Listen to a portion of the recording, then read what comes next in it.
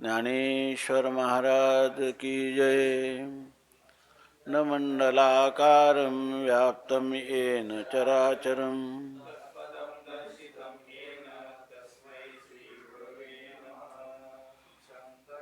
शङ्करं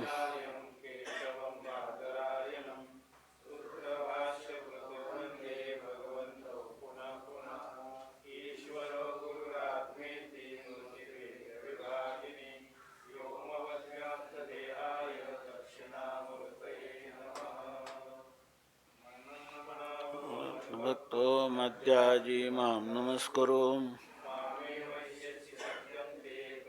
मने प्रियोऽसि मे नाभो मद्भक्तो मध्याजी मां नमस्करो मामे वैश्यसि सत्यन्ते प्रतिजाने प्रियोऽसि मे मनाभो मद्भक्तो मध्याजी मां नमस्करो मामे वैश्यसि सत्यन्ते प्रतिजाने प्रियोऽसि मे।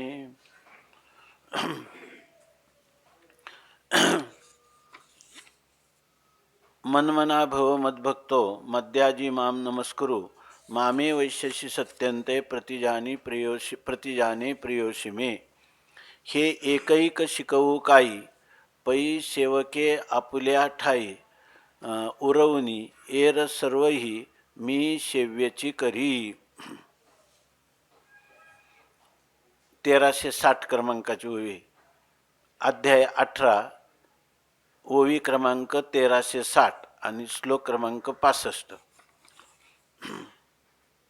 मन्मना भव मद्भक्तो मध्याजी मां नमस्कुरु मामे वैश्यसि सत्यन्ते प्रतिजाने प्रियोषि मे। भगवान संत सम्राट ज्ञानोबारायांच्या असीम अनुग्रहाने अनुकंपेने आपण श्रीमद भगवद्गीता त्यावरील असणारी विश्वातील आध्यात्मिक अति अपूर्व टीका भगवती ज्ञानेश्वरी आणि अति अपूर्व असणारं भाष्य पाहिल्यानंतर आता यथाशक्ती यथामती आपण ज्ञानेश्वरीच्या आश्रयाने काही यथाशक्ती यथामती चिंतन करण्याचा प्रयत्न करीत आहोत। त्यामध्ये आता हा उपसंहारामध्ये भगवान अर्जुनाला अत्यंत पोटतिडकीने जाता जाता काही गोष्टीचं जतन करणं परमार्थ साधनात अत्यंत आवश्यक आहे आणि ह्या गोष्टीचं तू अवश्य जतन कर। भगवान प्रतिज्ञापूर्वक सांगतात की या ठिकाणी प्रतिजाने, मी तुला प्रतिज्ञापूर्वक सांगत आहे। पुन्हा का सांगत आहे तर मे प्रिय हा अशी, तो माझा अत्यंत परमप्रिय आहे म्हणून मी सांगत आहे। आणि मी सांगितलेली ही जी 4 साधनं आहेत तर या साधनांचं जर तू अनुष्ठान केलं तर तू माम एव यस्यसि, तू मलाच प्राप्त होशील। म्हणजे तुला दुसरं कुठेही जाणार नाही, काही अन्यथा होणार नाही, माझीच प्राप्ती तुला होईल। म्हणजे माझीच तुलाच प्राप्तीचं होईलच असं सांगतात। अशा प्रकारचं मी तुला सांगणार आहे आणि हे मी प्रतिजाने की मी प्रतिज्ञापूर्वक सांगत आहेत। म्हणजे मनुष्याने ह्या भगवद्वचनावर जर श्रद्धा ठेवली आणि त्याचा अनुसरण केलं तर त्याला ही जीवनमुक्त अवस्था आणि विदेह कैवल्य निश्चित प्राप्त होणार। अशा प्रकारे संपूर्ण गीतेचं सार सर्वस्व उपसंहारामध्ये भगवान सांगत आहेत। त्यापैकी आपण मन्मना भव, मद्भक्तो भव आणि मद्याजी ह्या 3 पदाचा अर्थ पाहिला। आता माम नमस्कुरु, आता मला तू नमस्कार कर असं सांगितलं तर त्या नमस्कार पदाविषयी माऊली सांगतात, हे एकैक शिकवू काही पै सेवके आपुल्या ठाई उरवणी एर सर्वही मी सेव्यची करी।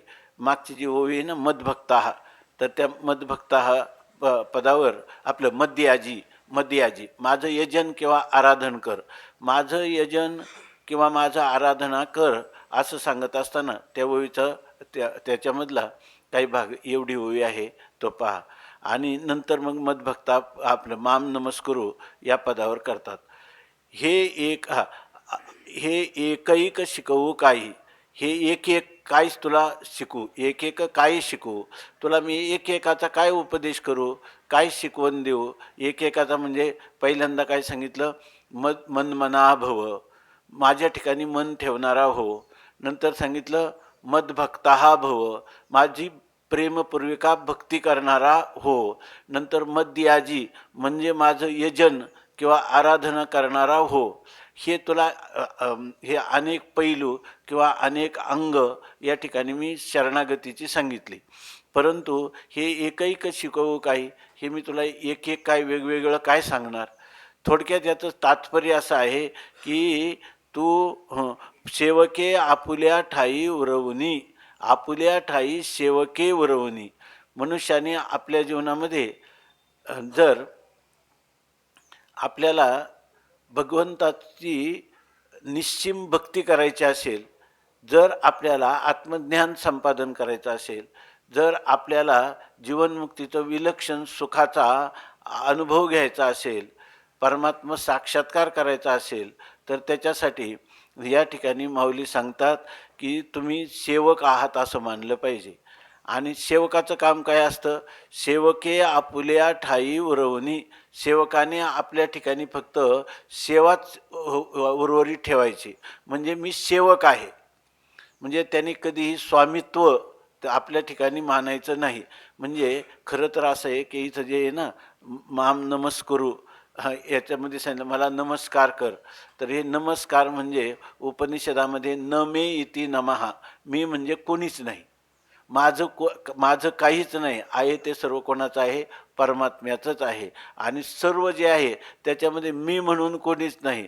सर्वम यद अयम आत्मा, सर्वत्र परमात्माच व्याप्त आहे, अशा प्रकारची भावना. मग माझं काम काय आहे, तर सेवके आपुल्या माझ्या ठिकाणी फक्त सेवकपण आहे, दुसरं काय माझ्या ठिकाणी दुसरं कोणताच स्वामित्वाचा किंवा श्रेष्ठतेचा कोणताच भाव नाही, अत्यंत कनिष्ठतेचा भाव आहे. अशा भावनेने सेवकाने आपल्या ठिकाणी केवळ सेवकपण ठेवायचं. आणि येर सर्वही, आणि मग हा एकटा झाला सगळा सेवक, पण बाकीचे आहेत ना समोर, तर ती सर्व जे आता सांगितलं की सर्व कोणाचे रूप आहेत, सर्वम यद अयम आत्मा, सर्वच काय आहेत, परमात्म्याचे रूप आहे. चांगलं बघा, सर्वच परमात्म्याचे रूप आहे का माझ्यासहित सर्व परमात्मा आहे, माझ्यासहित सर्व परमात्मा आहे. मग आता माझ्यासहित परमात्माच आहे, तर सेवा करायला मी वेगळा राहिलो का, नाही. पण हा जो पुरुष आहे तो आपल्या ठिकाणी सेवकपणा ठेवतो. जे काय तुकोबारांचा अभंग आहे, हा, आभेदुनी भेद राखेला अंगी, वाढावया जगी प्रेम सुख. आभेद आहे वास्तविक परमात्मा, तुझं माझं नाही भेद, तुझ्या आणि माझ्यामध्ये कोणताही भेद नाही. परंतु असं ज्ञान झाल्यानंतर, हे आभेद ज्ञान झाल्यानंतर त्या मनुष्याचं तो जिवंत राहतो का मृत्यूला प्राप्त होतो, हे ज्ञान झाल्यावर जिवंत राहतो. कारण त्याचं प्रारब्ध जोपर्यंत शिल्लक आहे, उरले उपाधी कारणे, जोपर्यंत उपाधी आहे तोपर्यंत ते तो विचिले दर्शने, तोपर्यंत तो परमात्म्याची सेवा करत राहतो.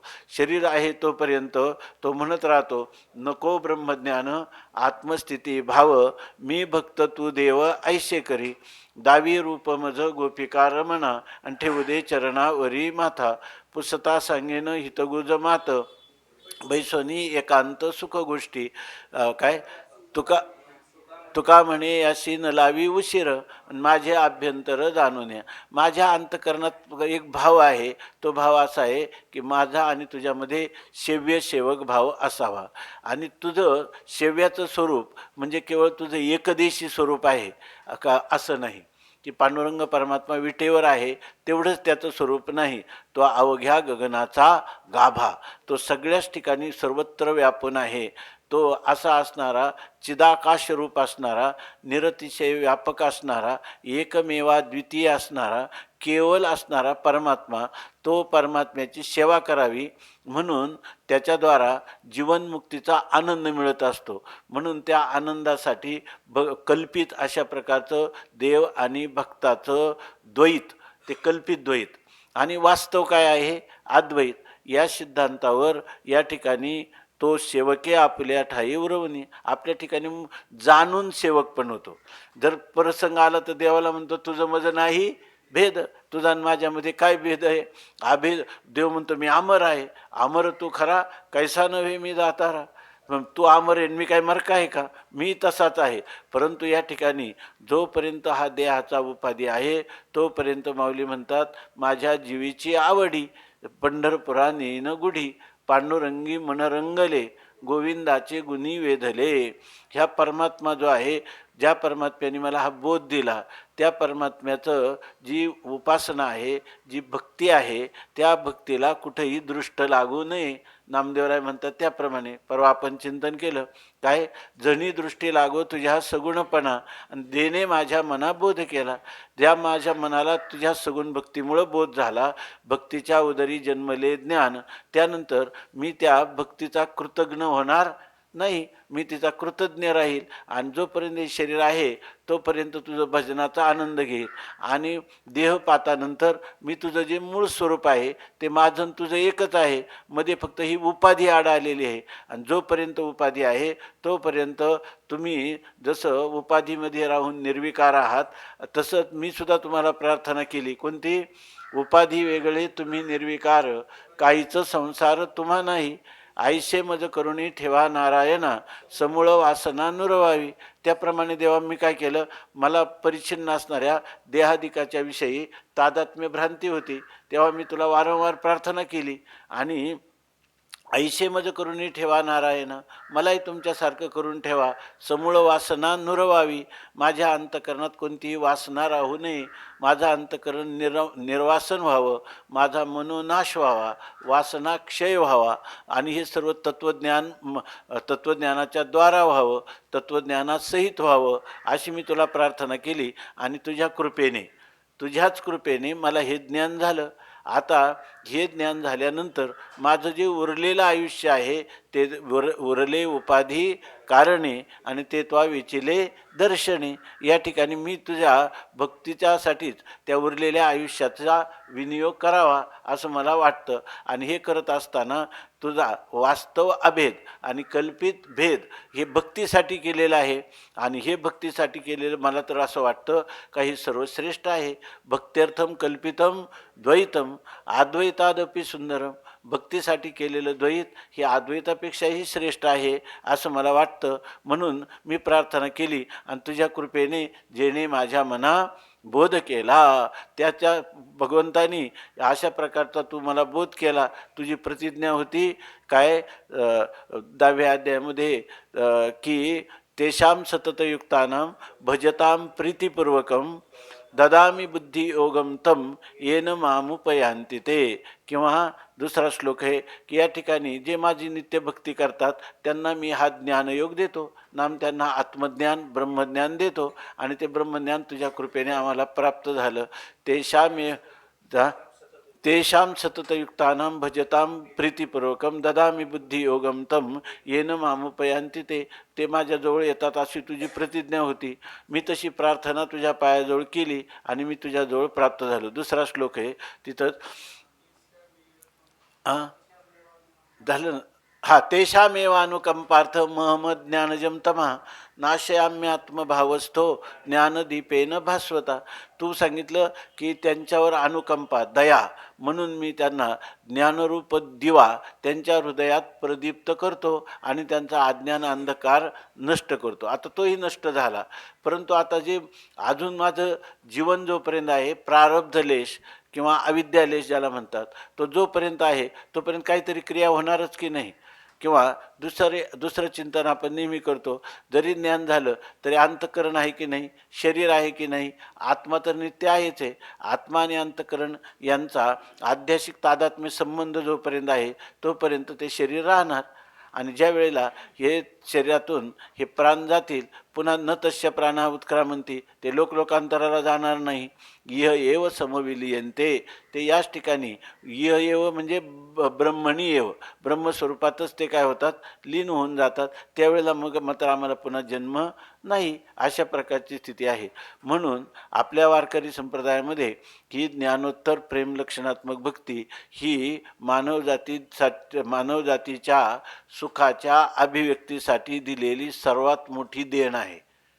सर्वात मोठा सिद्धांत की जो शास्त्राच्या अविरुद्ध आणि स्वानुभूतीशी जुळणारा आणि युक्तीशीही जुळणारा, श्रुतीला मान्य, श्रुती युक्ती आणि अनुभूतीने सिद्ध असणारा हा जो सिद्धांत आहे, तो सिद्धांत ह्या वारकरी संप्रदायात परंपरेनं भगवान शंकर नातरी आदिगुरु शंकरा लागोनी शिष्य परंपरा बोधाचा संसारा झाला जो अमुते, हा बोध जो आहे ही विशेष गोष्ट या ठिकाणी सांगितली.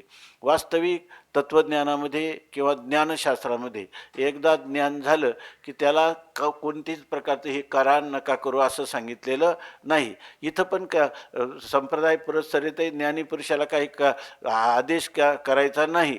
पण खरं ज्ञान झाल्यानंतर हा पुरुष उरलेल्या जीवनात जे करतो ती त्याची भक्तीच असते. पण तीच भक्ती अनेक रूपाने व्यक्त होते. कारण तो काय आहे, तो करीते तुली पूजा आणि तो कल्पितो जपू माझा. तो जे कल्पना करील तो भगवंताचा जप आहे आणि तो जे क्रिया करील ती भगवंताची पूजा आहे असं शास्त्र सांगतं. माऊलींनी पण सांगितलं.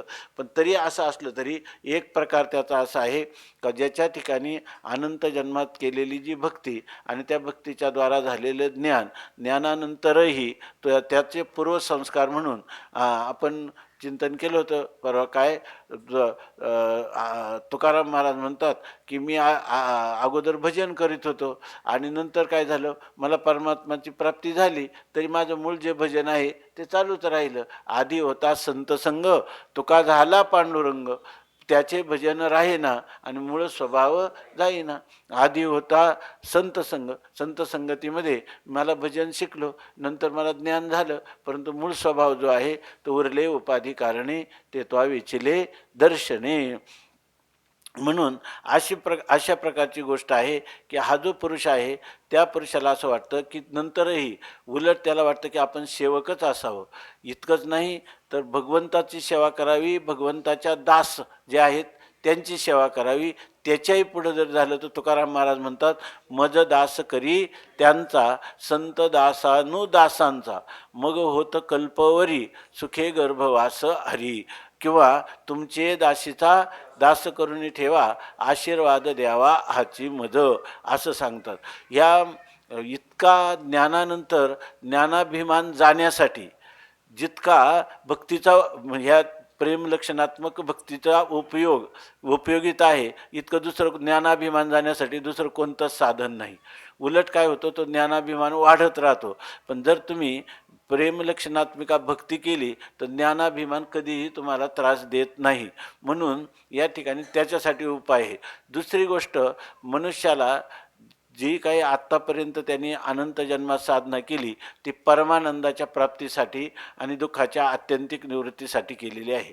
आता ज्ञान झालं आणि जर त्याला आनंदाची अभिव्यक्ती व्हावी वाटली आणि दुःख संबंध विवर्जित सुख प्राप्त व्हावं म्हटलं तर त्याच्यानंतर त्याला ह्या भक्ती वाचून दुसरा कोणताही उपाय नाही. आणि हा उपाय म्हणजे नवविधा काय बोलिली जे भक्ती द्यावी माझ्या हाती संतजनी. ही जी नवविधा भक्ती आहे, कोणती भक्ती? श्रवणम, श्रवणम, कीर्तनम, विष्णो स्मरणम, पादसेवनम, अर्चनम, वंदनम, दास्यम, सख्यम, आत्मनिवेदनम, अशा 9 प्रकारची भक्ती. आणि हीच भक्ती मला द्या. तुकाराम महाराज म्हणतात, तुमचे दासीचा दास करून ठेवा, आशीर्वाद द्यावा हाची मज, नवविधा काय बोलिली जे भक्ती द्यावी माझ्या हाती संतजनी. तुका म्हणे तुमच्या पायाच्या आधारे उतरेन खरे भवनदी. कारण भक्तीमध्ये काय आहे, मी भक्त आणि तू देव. देव हा सर्वज्ञ सर्वशक्तिमान आहे.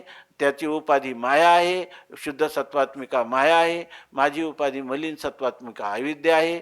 जरी मला ज्ञानदृष्टीनं आम्ही दोन्ही एक असलो तरी जोपर्यंत उपाधी आहे तोपर्यंत उपाधिकृत भेद आहे, आणि तो औपाधिक भेद जोपर्यंत आहे तोपर्यंत मी भगवान परमात्म्याची भक्ती किंवा सेवा करणार. आणि ती सेवा करणार म्हणजे केवळ सगुण साकार असं त्याचं परिच्छिन्न रूपाचं जे काही अज्ञानी लोक करतात तशी याची सेवा नाही. भक्त ज्ञानी भक्त देवाला का आवडतो? इतर भक्त देवाच्या परिच्छिन्न स्वरूपाची उपासना करत असतात आणि ज्ञानी भक्त त्याच्या निरतिशय व्यापक रूपाला आत्मत्वाने जाणून पुन्हा ते पुन्हा आपलं जे भजन आहे याला म्हणतात की अद्वैतातलं भजन, आणि हे भजन तो करत असतो आणि त्या भजनात देवाला तो आत्मा समजतो. म्हणून देवसुद्धा काय म्हणतो, कालच गेला आपल्याला मला वाटतं भाष्यामध्ये, ज्ञानी त्वात्मैव मे मतम, ज्ञानी माझा आत्मा आहे. देवाला विचारलं तू त्याला आत्मा का म्हणतो? ते म्हणतो तो मला आत्मा म्हणतो ना, म्हणून मी त्याला आत्मा, म्हणून तो मला, त्याचा अत्यंत आवडीचा विषय कोण आहे? मी, म्हणून माझ्या आवडीचा विषयसुद्धा कोण आहे? तोच आहे. असा हा भक्त आहे. आणि ह्या भक्ताला असं वाटतं की मी केवळ सेवक म्हणूनच आपलं जीवन जावं. मग याच्यामध्ये जीवनमुक्तीचं विलक्षण सुख आहे की नाही? दुःखाची त्या ठिकाणी जाणीव आहे का त्याला? दुःख कधी आहे बरं? त्याला कोणत्याही गोष्टीचा मानसिक तणाव आहे का कोणता? काही नाही. फक्त जे शास्त्राने सांगितले त्याप्रमाणे कर्तव्य करायचं. त्याच्यामध्ये सुख होतं की दुःख होतं, किंवा त्याचं काय फल असावं, किंवा त्याचा मी करता आहे असा अभिमान कोणत्याही प्रकारचा राहत नाही. त्यामुळे तो खरी ब्रह्मरूपता त्याला भोगता येते. म्हणून आठवीन पाय हा माझा नवस, रात्रीही दिवस पांडुरंगा. इतर लोकांना म्हणावं लागतं की बहुदुरवरी भोगविले भोगा, आता पांडुरंगा सोडवावे का? का आता पांडुरंगे सोडविले, आता पांडुरंगे सोडविले. आता तरीसुद्धा मी काय करील की काय एवढी तुझी स्वरूपता, विठोबा नेनो कैची भेटी, निमिष न लगे मनवेधिता, एवढी तुझी स्वरूपता. असं जे भगवंताचं स्वरूप आहे की एक क्षणभर पाहिलं की त्या ठिकाणी रूपी जडले लोचन आणि पायी स्थिरावले मन, अशी स्थिती होते. त्या रूपाचं आत्मारामाश्च मनयः निर्ग्रंथाप्युरुक्रमे कुर्वन्त्या हेतुकीम भक्तिम इत्थम भूत गुणो हरिही. अशा प्रकारचा आत्म्यामध्ये रममान झालेले मननशील मुनी, वैराग्यवान, ते सगळे ह्या परमात्मा भक्तीकडं आकृष्ट होतात. म्हणून आपल्या वैष्णव संप्रदायात किंवा भागवत संप्रदायात, वारकरी संप्रदायात ह्या ज्ञानोत्तर प्रेम लक्षणात्मक भक्तीचं अत्यंत महत्त्व आहे. आणि ही भक्ती काय शास्त्र, युक्ती आणि अनुभव या सगळ्यांशी जुळणारी आहे. संतांनी त्याचा अनुभव घेतलेला आहे. अनेक युक्तींनी, उदाहरणांनी ही गोष्ट सिद्ध होते आणि श्रुतीचा हा सिद्धांत आहे. ज्ञानदेव म्हणे तुम्ही संत ओळगावेती आम्ही, हे पडविले स्वामी श्री निवृत्ती देवे. आम्हाला आमच्या निवृत्तीनाथ महाराजांनी हीच गोष्ट सांगितलेली आहे की तुम्ही असणारे जे संत, ब्रह्मरूप संत, त्या संतांची आम्ही सेवा कायम करावी. म्हणून हा जो पुरुष आहे हा पुरुषाचा एक अनुभव आहे. ऐसा ज्याचा अनुभव विश्वदेव सत्यत्वे. संपूर्ण विश्व हे काय आहे? परमात्म्याचं स्वरूप आहे. मग आता तू कोण आहे? परमात्म्याचं स्वरूप आहे.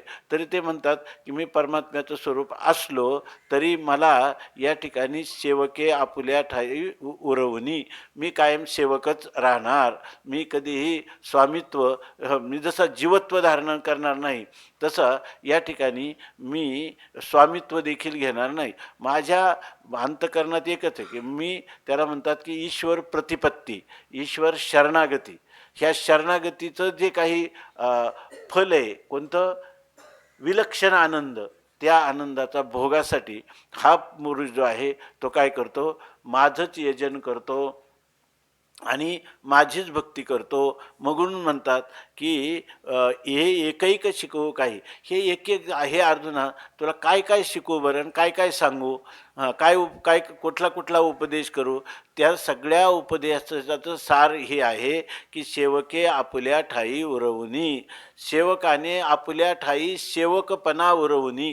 आपल्या ठिकाणी मी सेवक आहे, मी तुमचा दास आहे असं मानलं की येर सर्वही मी सेवेचे करी. आता मी झालो सेवक आणि बाकीचं राहिलेलं काय आहे? बाकीचं राहिलेलं सगळं परमात्माच आहे. पण तो परमात्मा सर्व माझ्या अतिरिक्त असणारे सगळे काय आहे? सेव्य आहेत. म्हणजे माझे ते भज्य आहेत आणि मी कोण आहे? भजक आहे. मी भजक आहे, मी सेवक आहे आणि ते सेव्य किंवा ते भजनीय सर्व आहेत. म्हणून त्यांनी सर्वांचं भजन करावं ना, भज सेवायाम असं सांगतात. आता ही सेवा करण्याने त्याला काय प्राप्त होतं याविषयी सांगतात की त्या ठिकाणी त्याला जे प्राप्त होतं ते प्राप्त होण्यासाठी त्याला सांगितलेलं आहे नमस्कार. आता हा सेवकाने काय करायचा? स्वामींना नित्य वंदन करायचं. मग हे नमन कोणाला? तर जे जे काही जे जे दृष्टी दिसे ते ते हरिरूप, जे जे आहे ते सर्व परमात्मा रूप आहे आणि परमात्मा माझा सेव्य आहे. मग सर्वांना काय करायचा? नमस्कार करायचा. म्हणून जगामध्ये सर्वात श्रेष्ठ जर काय असेल तर नमस्काराची भूमिका आहे. त्या ठिकाणी आपण नेहमी चिंतन करत असतो की बनने से हानी होते है. मनुष्याने म्हटलं का मी कोणीतरी ज्ञानी आहे किंवा मी भक्त आहे, मी कर्मठ आहे. काही मी जर आपण कर्मठपणाला जोडला, मी जर आपण उपासनेला जोडला, मी जर तत्त्वज्ञानाला जोडला तरी तितकं तितकं त्याला आनंद न होता दुःखच होत असतं आणि त्याचा खऱ्या अर्थाने सुखाची अभिव्यक्ती होऊ शकत नाही. म्हणून या ठिकाणी हे सांगतात की अजून एक मोठा फायदा होतो. तो फायदा कोणता? नमस्काराने होतो. तर माम नमस्कुरू, तुम्हाला नमस्कार कर. नमस्काराचा लाभ काय होतो ते सांगतात. तेथ जावून या भूतद्वेषू सर्वत्र नम वै नम मीची एकू ऐशेनी आश्रयो आत्यंतिकू लाहासी तो माझा. म्हणतात ना, भाव धरून या वाची ज्ञानेश्वरी कृपा करी हरी तयावरी. आपण ज्ञानोबरायांची ही पदं पाहिली, ते पदं आपल्याला जेवढी समजून आली तेवढं जर आपण त्याविषयी श्रद्धापूर्वक निश्चय केला, अनुष्ठान केलं तर याला काही लागत नाही. त्याला याची देही याची डोळा ह्या मुक्तीचा सोहळा भोगता येतो. त्यासाठी इथं माऊली सांगतात की तेथ काय लाभ होतो? सगळ्यांना नमस्कारच करायचा. माणसाला वाटतं की सगळ्यात आजकाल काय आहे, कोणालाही मी कोणीतरी श्रेष्ठ झालो तर माझ्या जीवनात सुख येईल असं वाटतं. वास्तविक हा जो श्रेष्ठतेचा भाव आहे, मी श्रेष्ठ आहे म्हणजे दुसरा कनिष्ठ आहे, आणि हा भाव जो आहे ज्येष्ठ कनिष्ठत्वाचा, हा मनुष्याच्या जीवनात सुख नाही देत, उलट काय करतो? दुःखाची उत्पत्ती करणारा भाव आहे. ज्या ठिकाणी आपपर भाव नाही त्या ठिकाणी मनुष्याला मी आणि तू हे जर दोन वेगवेगळे नसले तर त्या ठिकाणी त्याला त्याच्याविषयी स्पर्धा नाही, कलह नाही, द्वेष नाही, भय नाही असे. आणि द्वैत असलं की द्वैताद्वय भयं भवती, द्वैतात भयच त्याला होणार. म्हणून या ठिकाणी माऊली सांगतात तेथ जाऊन या भूतद्वेषू, त्या मनुष्याच्या अंतकरणात असणारा भूतद्वेष म्हणजे प्राणीमात्रांचा द्वेष. कारण या ठिकाणी त्याला प्राणीमात्रांचा कोणताही द्वेष कोणा होईल? आपल्यापेक्षा दुसरा पदार्थ असला, त्याच्या ठिकाणी तो आपल्यापेक्षा प्रबल असला, त्याच्या ठिकाणी आपल्याविषयी प्रतिकूलतेचा किंवा शत्रुत्वाचा भाव असला तर त्या ठिकाणी होईल. पण हा सर्व यद अयम आत्मा, हे तर माझं सगळ्यांचं इष्टदैवतच आहे असं जर त्यांनी भावना केली तर त्या ठिकाणी भूतद्वेषू जाऊन या. त्याला भूतांचा द्वेष म्हणजे आपल्या प्रतिकूल असणाऱ्या माणसाचं प्रतिकूल व्हावं अशा प्रकारची अंतकरणातील धारणा, त्याला म्हणतात द्वेष. तर तो द्वेष त्याच्या अंतकरणात राहील का? राहणार नाही. कारण तो त्याला काय करतो? नमस्कार करतो. तो माझं उपास्य आहे असं समजून. आपल्या संतांच्या चरित्रात पाहिलं तर जे जे लोक त्यांना द्वेष करतात किंवा त्यांना पीडा करतात तर ती सुद्धा माझ्या परमात्म्याची इष्टरूप आहेत असं म्हणून त्यांनी त्यांच्यावर पुन्हा उलट पूर्वीपेक्षा अधिक दया केल्याची चरित्र आहेत. तर त्याच्यामध्ये सांगतात की तेथ जाऊन या भूतद्वेषू, त्या ठिकाणी भूतांच्या विषयी कोणाही जीवाचा न घडावा मत्सर आणि वर्म सर्वेश्वर म्हणून या वर्म सर्वेश्वर पूजनाचे. सर्वात्मा असणारा परमात्म्याची पूजा करायची म्हणजे काय आहे? तर कोणत्याही जीवाचा कसा मत्सर घडेल? कारण हा कोण आहे? माझं इष्टदैवत आहे. जे जे दृष्टी दिसतं ते ते हरी रूप, अशा प्रकारची त्याची धारणा आहे. म्हणून आपल्याकडे तर किती व्यवहारात सुद्धा सांगतात, दुर्जनम प्रथमम वंदे सज्जनम तदनंतरम. सज्जनापेक्षाही दुर्जनाला अगोदर वर्णन करा, हे तो झाला व्यवहारिक सिद्धांत सांगितला आहे. पण खरं तर असं आहे का दुर्जन हे सुद्धा काय आहे, माझ्या इष्ट देवतेचं स्वरूप आहे असं म्हणून नमस्कार केला ना, तर त्याच्यासुद्धा अंतकरणामध्ये परिवर्तन होतं. त्या खरं तर पाहिलं तर हे ज्या काही संत चरित्रामध्ये आपल्याला दिसतं, त्याच्यामध्ये त्याचा द्वेष करायला गेले तर ते द्वेष काय, आपले जे चैतन्य गौरांग चैतन्य प्रभू आहे ना, कसा यांच्या गल्लीतून चालले हरे राम हरे कृष्ण हरे राम हरे कृष्ण करत चालले. आणि त्यावेळेला त्यांनी सांगितलं आमच्या गल्ली तुम्ही येऊ नका. पण यांच्या अंतकरणात तळमळ की यांना सगळ्यांना परमात्मा साक्षात्कार झाला पाहिजे, यांनी भजन केलं पाहिजे, म्हणून ते गेले. त्यांनी इतकं मारलं त्यांना का त्यांच्या अंगावरून रक्ताच्या चिळकांड्या उरेपर्यंत. तरी दुसऱ्या दिवशी प्रभात फेरी त्यांची तिथंच. आणि ते जगाई आणि मधाई म्हणून तिथं राहणारे मोठे लुटारू अशा प्रकारचे होते. त्यांनी इतकं मारलं तर सुद्धा जेव्हा एक दिवस त्यांना असं वाटलं की इतक्या यांना हे करूनही काहीच बदल होत नाही, असं म्हणून त्यांच्या अंतःकरणात बदल झाले. आणि ते चैतन्य संप्रदायाचे मोठे महापुरुष त्यांच्या परंपरेचे झाले. जगाई आणि मधाई अशी त्यांची नावं होती.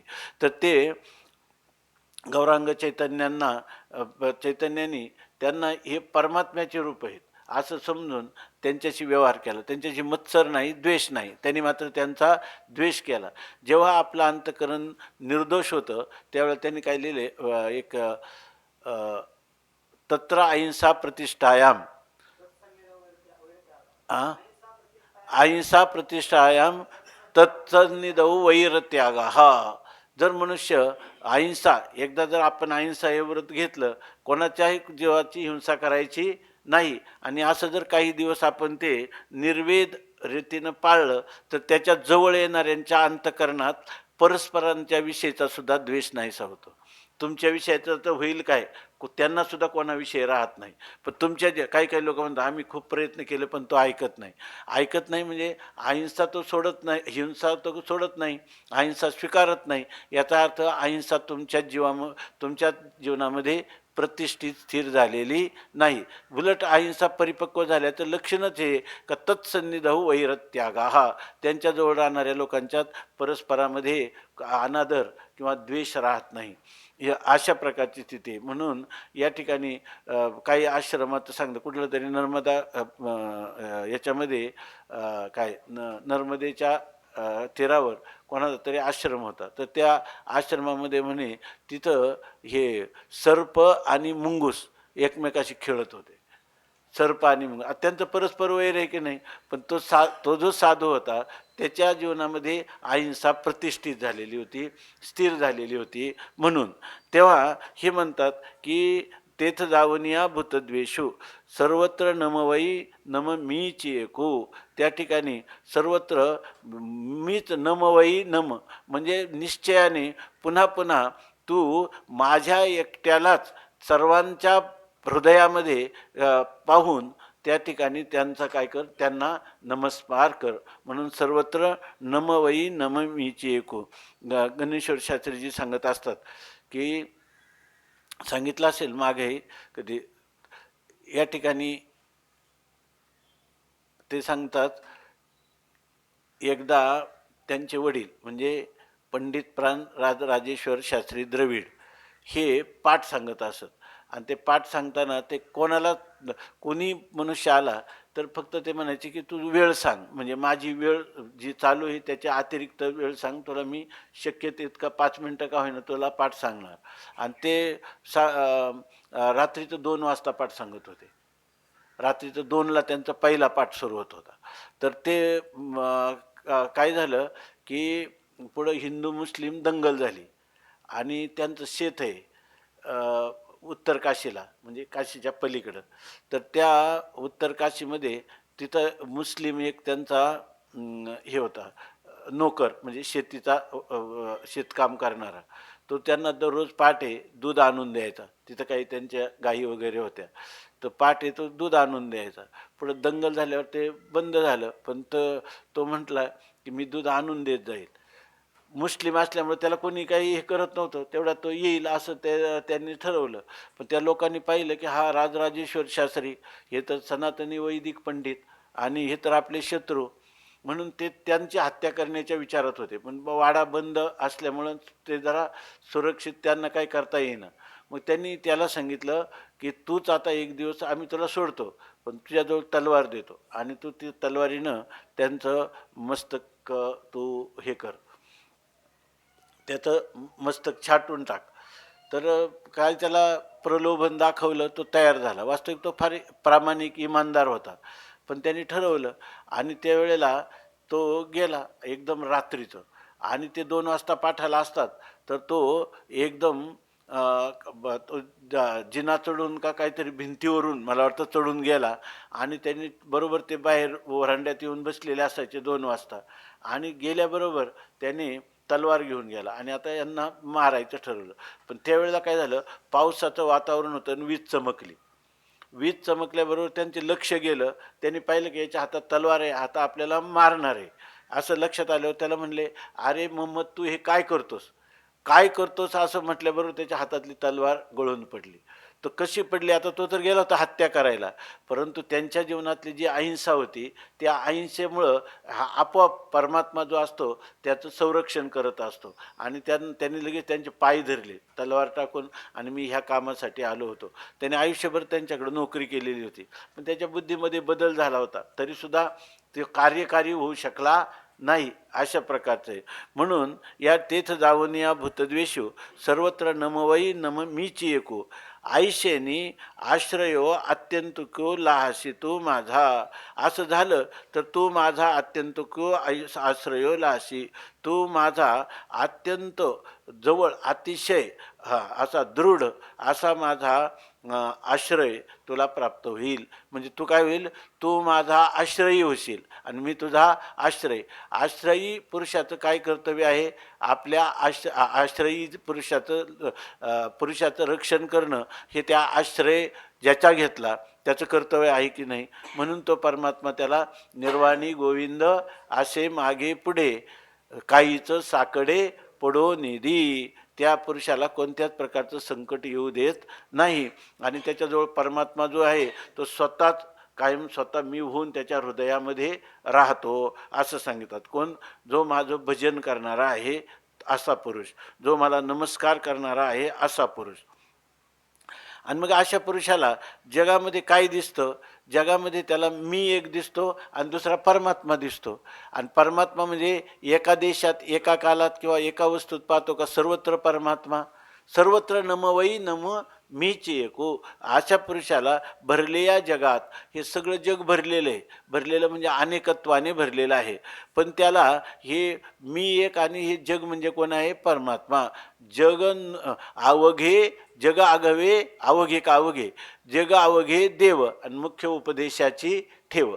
त्याच्या दृष्टीनं जग हे जग नाही, जननो हे अवघा जनार्दन.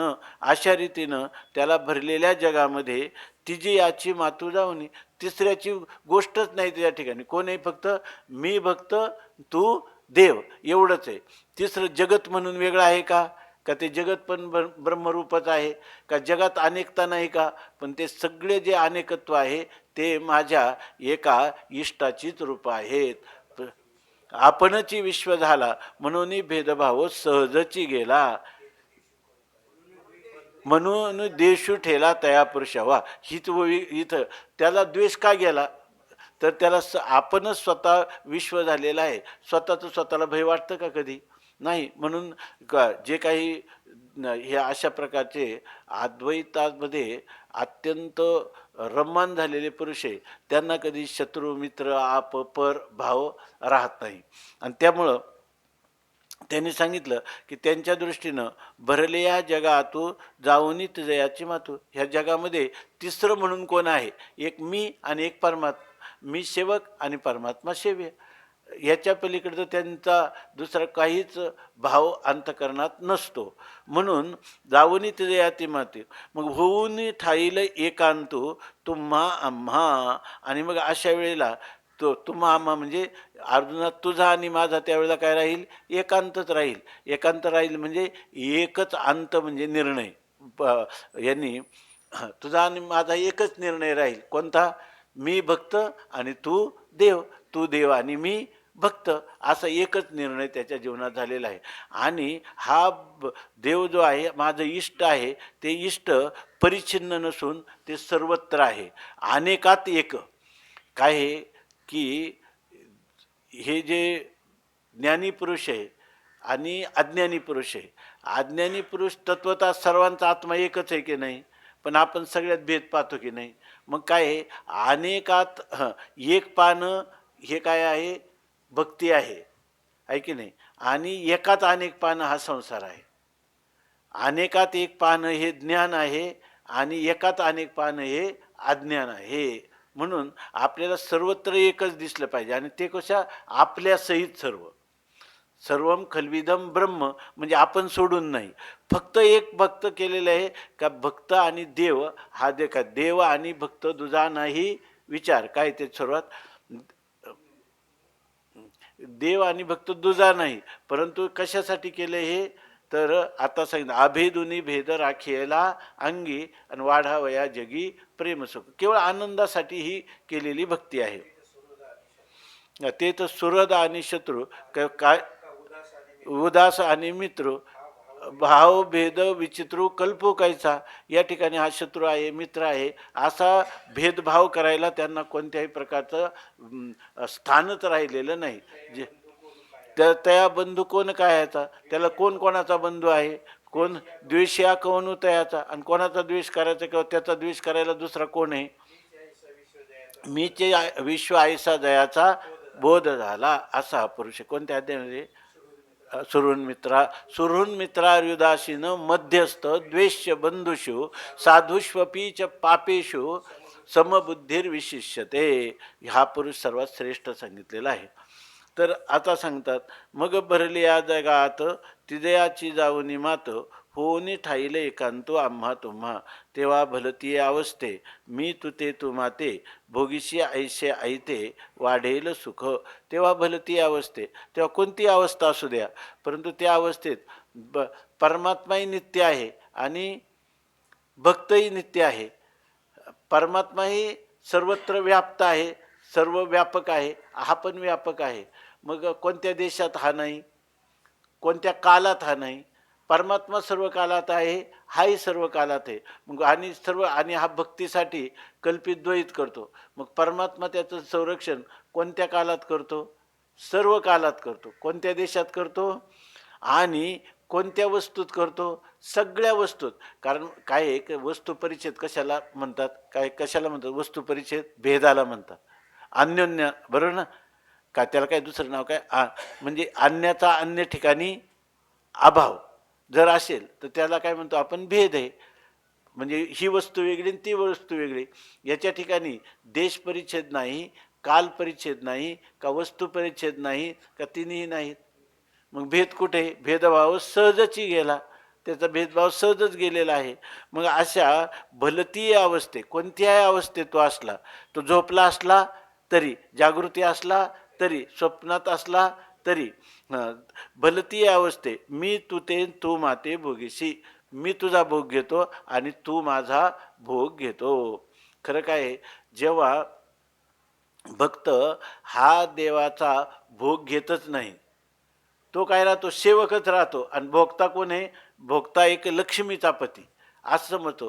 पण त्याच वेळेला असा जो भक्त आहे ना, हा भक्त देवाला आत्मरूपाने आवडत असल्यामुळे देवही त्याचाच भोग घेत असतो.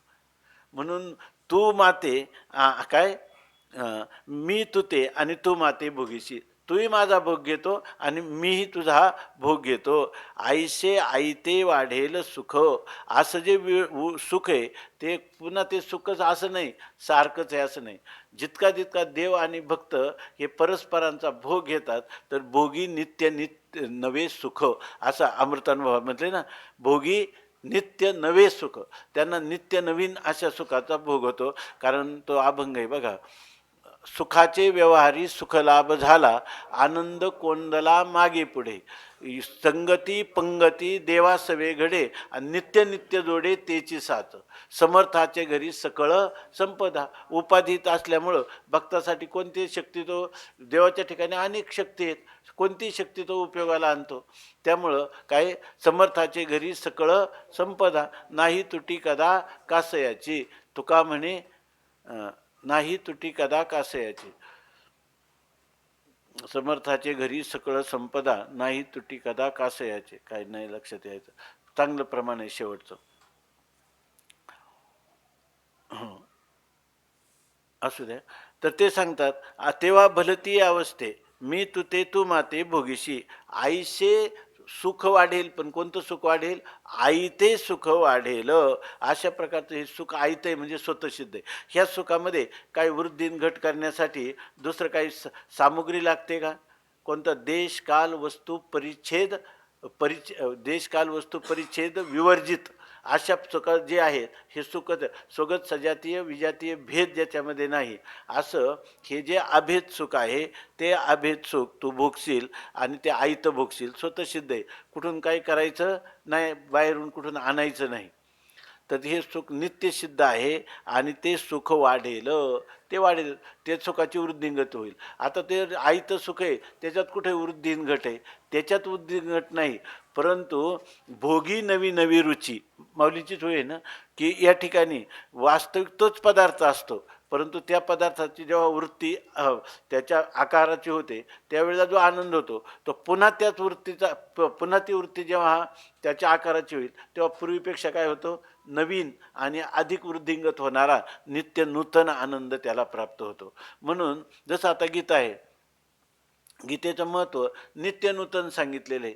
नित्य नूतन म्हणजे गीता गीताच आहे ना, पण आपली जी वृत्ती जशी जशी त्या गीतेचा पहिल्यांदा त्याचं शब्द, नंतर शब्दाचा अर्थ, नंतर त्याचा भाव किंवा अर्थरूपता हे इकडं जाईल, आणि पुन्हाही जोपर्यंत शरीर उरले उपाधी कारणे, तोपर्यंत जसं गीतेचं चिंतन करील तसं त्याचा नित्य नूतन आनंद मिळतो. आणि हा अनुभव कोणाचा आहे?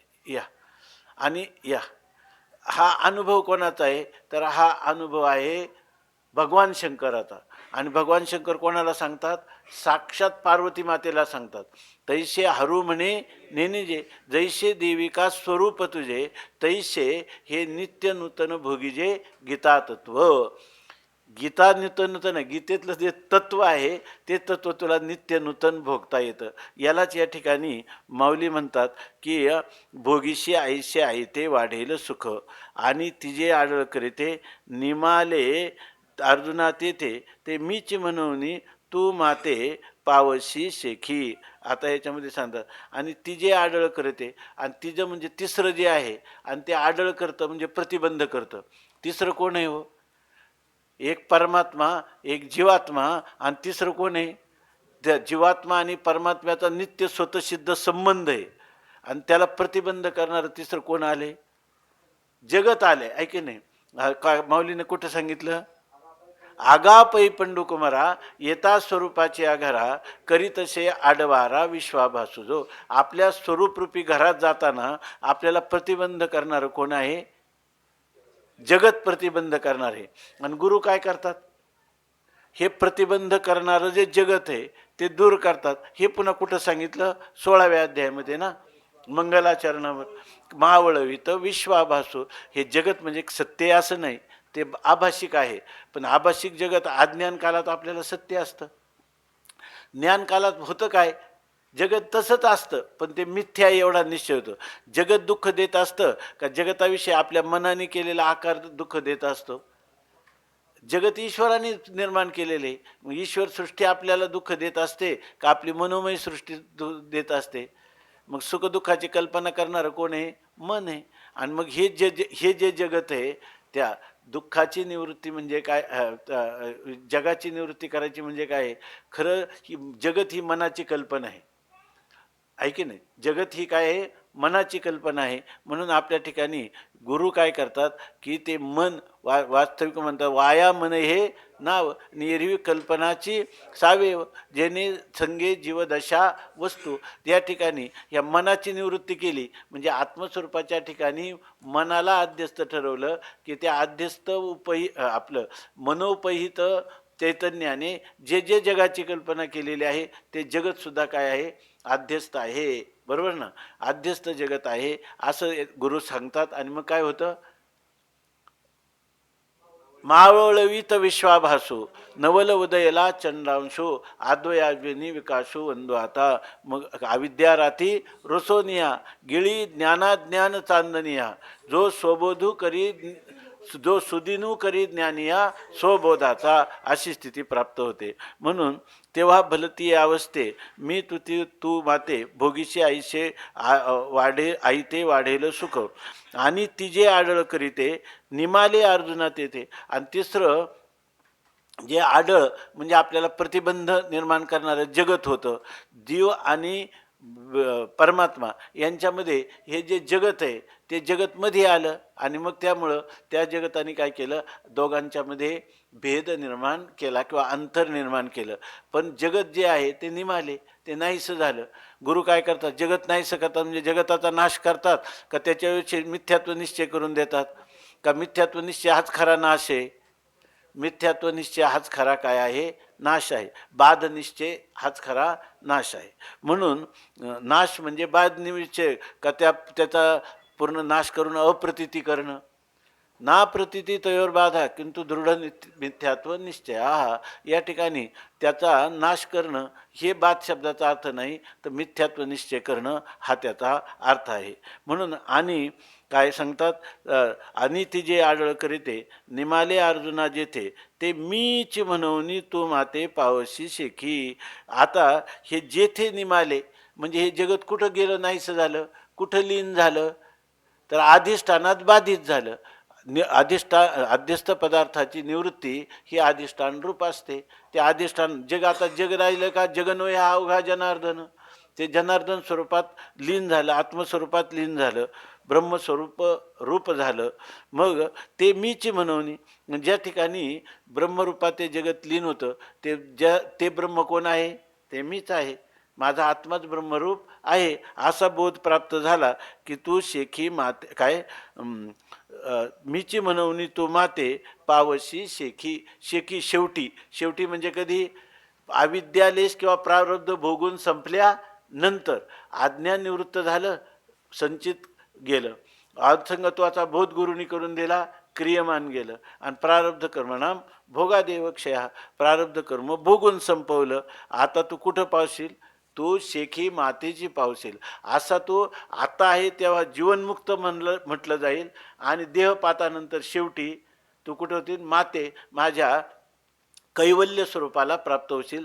देह होता तोपर्यंत त्याला जीवनमुक्त म्हणत होते देहपातानंतर त्याला विदेहमुक्ती अशा प्रकारचं औपचारिक म्हटलं जाईल. वास्तविक तो कसा आयता सुखरूपच सच्चिदानंद रूपच आहे ह्या स्वरूपाला तू प्राप्त होशील असं परमात्मा सांगतात अर्जुनाला प्रतिज्ञापूर्वक सांगतात. राहिलेला विषय उद्या पाहू.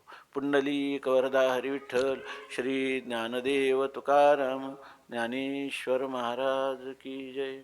गोपाल कृष्ण भगवान की जय.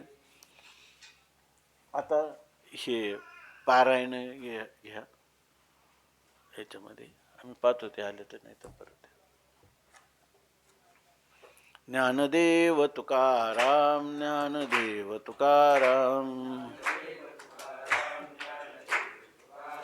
ज्ञानदेव तुकाराम ज्ञानदेव तुकाराम तुकाराम तुकाराम. पुंडलिक वरदा हरी विठ्ठल श्री ज्ञानदेव तुकाराम.